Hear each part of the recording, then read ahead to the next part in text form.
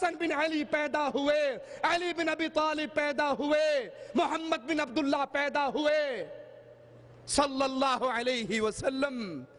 ان کی محبت میرا ایمان، کوئی یہ دھوکہ نہ دے کہ یہ اہل بیت کو نہیں مانتا، میں ان کی محبت کے فضائل سنا چکا ہوں، لیکن اللہ کے لیے ان کو اس مقام پہ رکھو جو مقام انہیں عرش والے رب نے دیا ہے۔ ان کو رب تو نہ بناؤ، ان کو اللہ کا درجہ تو نہ دو۔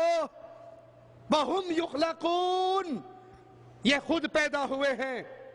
وَلَا يَمْلِكُونَ لِأَنفُسِهِمْ ضَرًّا وَلَا نَفْعًا۔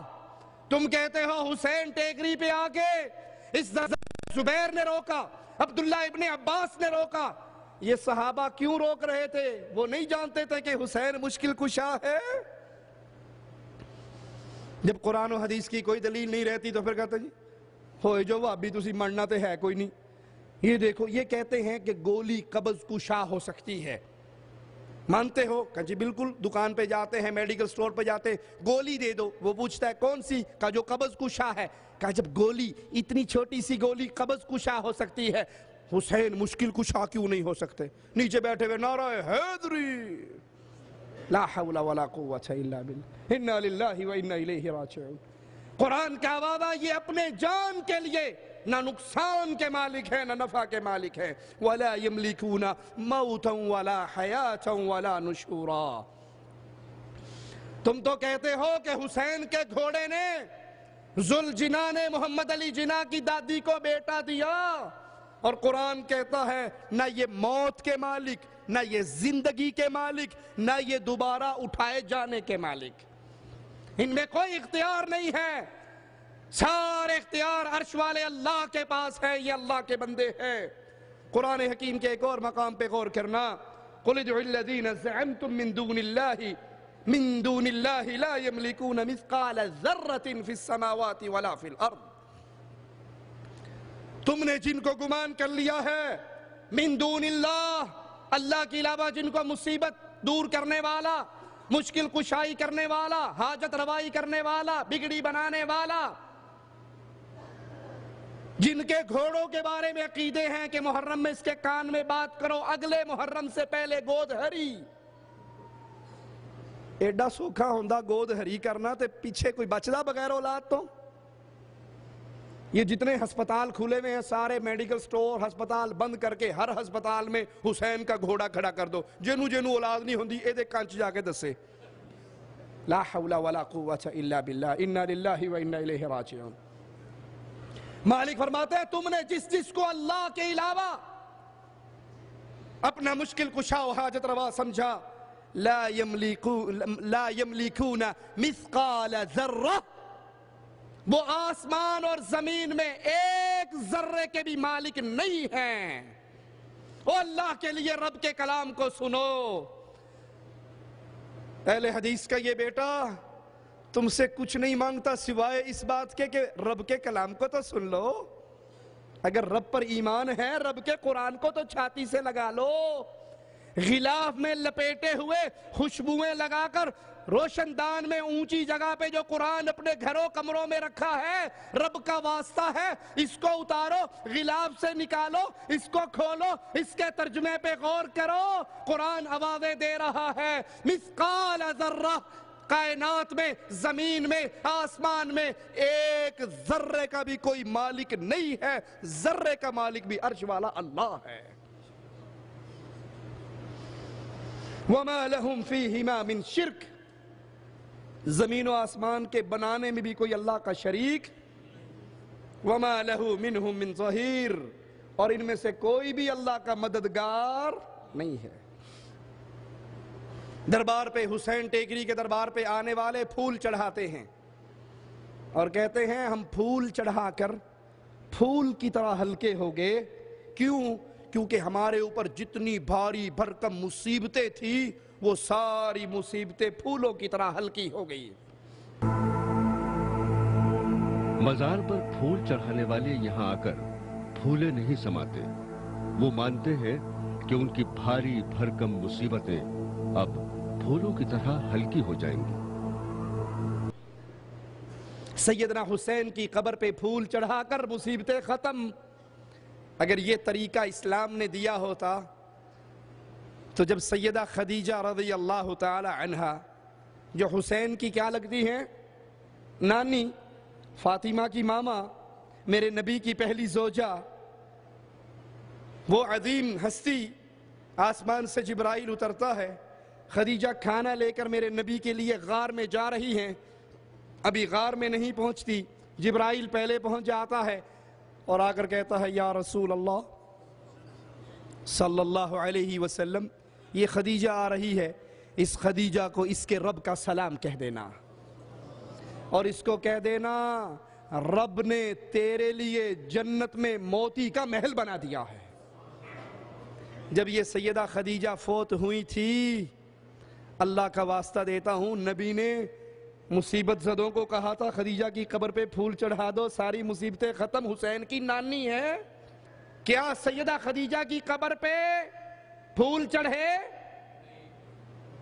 سید الشہداء امیر حمزہ کی قبر پہ پھول چڑھے؟ اللہ کا واسطہ، اللہ کے لیے اپنی عقلوں کو استعمال کرو.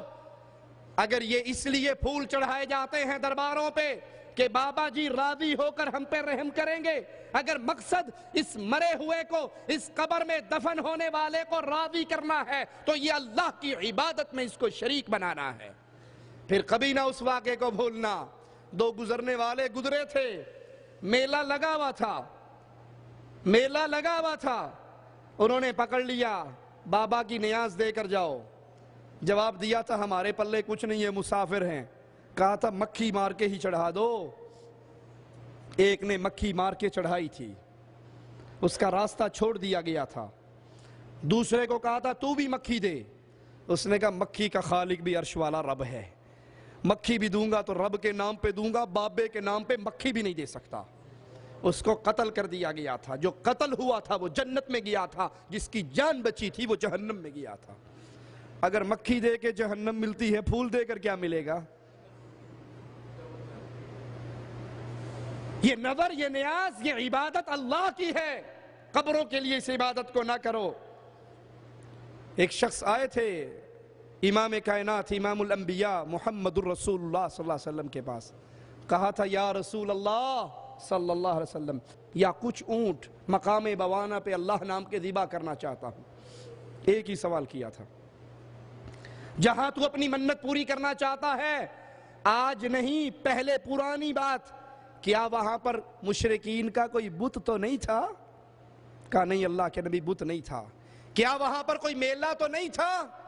کہا نہیں اللہ کے نبی میلہ بھی نہیں تھا. کہا جاؤ اپنی منت کو، اپنی نظر کو پورا کر لو. کیا مطلب نبی کے سوال کا؟ اگر وہاں پہ میلہ ہوتا، اگر وہاں پہ بت ہوتا، تو اللہ نام پہ دے رہا ہے، دیکھنے والا سمجھتا کہ اسی میلے کی یاد تازہ ہو رہی. اور یہ کہتے ہیں کہ ہم حضرت حسین کی قبر پہ پھول چڑھا کر پھول کی طرح ہلکے ہو جاتے ہیں. ایک کہتا ہے یہاں دربار سے 2 چھلے ملتے ہیں. 2 چھلے سمجھتے ہو نا چھلا؟ 2 چھلے ملتے ہیں اس دربار سے بابا جی کے. ایک چھلا انسان خود پہن لیتا ہے گلے میں اپنے، اور ایک چھلا وہ حسین کے روضے کی جالی سے باندھ دیتا ہے. جو ہی چھلا باندھتے ہیں پھر خوفناک کھیل شروع ہو جاتا ہے. جنات حاضر ہو جاتے ہیں. کوئی لوٹ پوٹ ہو رہا ہے، کوئی سر مار رہا ہے، کوئی کلابادیے کھا رہا ہے، کوئی جالیوں میں انگلیاں ڈال کے چیخ رہا ہے. بابا میری حاضری آئے گی، بابا میرے ساتھ میں کوئی ٹانگ اڑائے گی، بابا تو مشکل کر دوں گی بابا. انسان کے منہ سے سانپ اور چھپکلی نکلتے تو ابھی دکھائی نہیں دے رہے ہیں. اگر کچھ دکھائی دے رہا ہے تو وہ ہے لوگوں کا جھومنا. جھومنے اور سر گھمانے کے علاوہ یہ کچھ اور کر بھی تو نہیں سکتے، کیونکہ ان کی تو امام حسین کی درگاہ پر حاضری لگی ہے. دراصل یہ حاضری جھوم رہے لوگوں کی نہیں، بلکہ ان کے جسم میں آبسے بھوتوں کی پڑی ہے. گنڈے بدماش ہوں یا بھوت پشاچ، وہ عام طور پر مہیلاؤں کو ہی اپنا شکار بناتے ہیں. اس حاضری کی وجہ ہے ایک چھلا. یہاں باندھا گیا 2 روپے کا چھلا भूतों और ऊपरी हवाओं को बांध लेता है। छल्ले में बंधी बुरी आत्मा हुसैन टेकरी में इधर उधर भागने की कोशिश में लगी रहती है।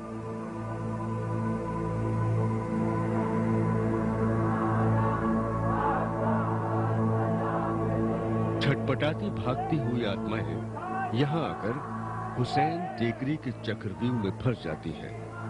मजबूत दीवारों का काम करते हैं इमाम हुसैन के भाई बंधु, यानी उनके भाई या अब्बास और माता पिता की दरगाह, जिनके ऊपर हजरत इमाम हुसैन का हाथ होता है।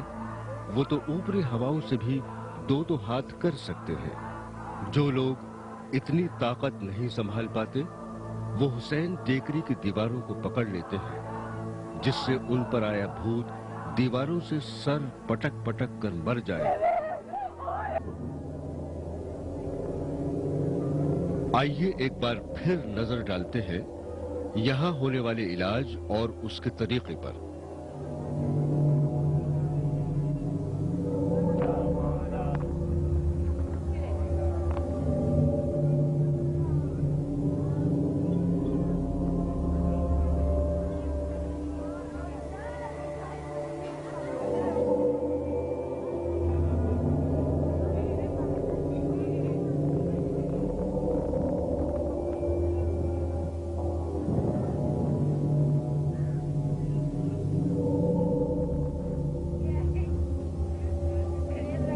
क्या कोई आम इंसान इस तरह झूम सकता है?